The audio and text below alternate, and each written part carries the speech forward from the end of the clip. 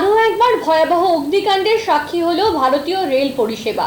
শিলিগুড়ি থেকে মালদাগামী একটি demo train শিকার হয়েছে একটি ভয়াবহ অগ্নিকাণ্ডের। ঘটনার জেরে আতঙ্ক ছড়িয়েছে যাত্রীদের মনে। আজ সকালে গাইসালের নর্থ কেবিনের কাছে চলন্ত ট্রেনের পেছনের ইঞ্জিনে আগুন ধরে যায়, যা যাত্রীদের মধ্যে চরম আতঙ্ক সৃষ্টি করে। গার্ডের তৎপরতায় এবং সময়োচিত বুদ্ধিতে বড়সড় দুর্ঘটনা এড়ানো গেছে। গার্ড দ্রুত চালককে ফোন করে বিষয়টি জানানোর পর জরুরি ভিত্তিতে ট্রেন থামিয়ে দেওয়া হয়।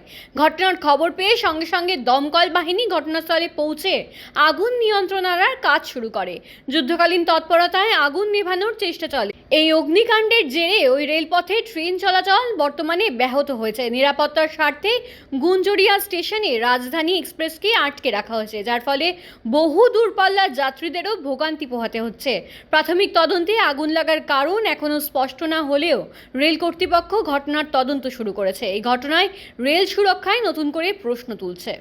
বর্তমানে ব্যাহত হয়েছে। নিরাপত্তার স্বার্থে গুঞ্জরিয়া স্টেশনে রাজধানী এক্সপ্রেসকে আটকে রাখা হয়েছে, যার ফলে বহু দূরপাল্লার যাত্রীদেরও ভোগান্তি পোহাতে হচ্ছে। প্রাথমিক তদন্তে আগুন লাগার কারণ এখনও স্পষ্ট না হলেও রেল কর্তৃপক্ষ ঘটনার তদন্ত শুরু করেছে। এই ঘটনায় রেল সুরক্ষায় নতুন করে প্রশ্ন তুলছে। মানে কিভাবে আগুনটা লাগলো জানা গেছে কিছু? জানতে পারিনি, এটা রেলের তরফ থেকে বলতে পারবে আমরা। আচ্ছা আচ্ছা তো বলছিলাম একটি ইঞ্জিনই এসেছে ইসলামপুরের থেকে? না, ইঞ্জিন আরও একটা দুটো ইঞ্জিন রয়েছে।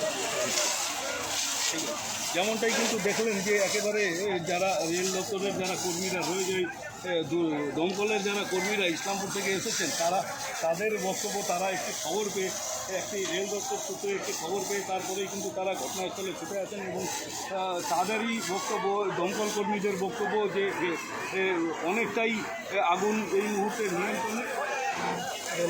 রেলের কর্মী আছে ওই যে পিছনে, ওই লোকটা বলবে, টুপি পরা লোকটা, এই লোকটা বলবে, এই লোকটাকে ধরলে বলবে এই ছিল ইঞ্জিনে।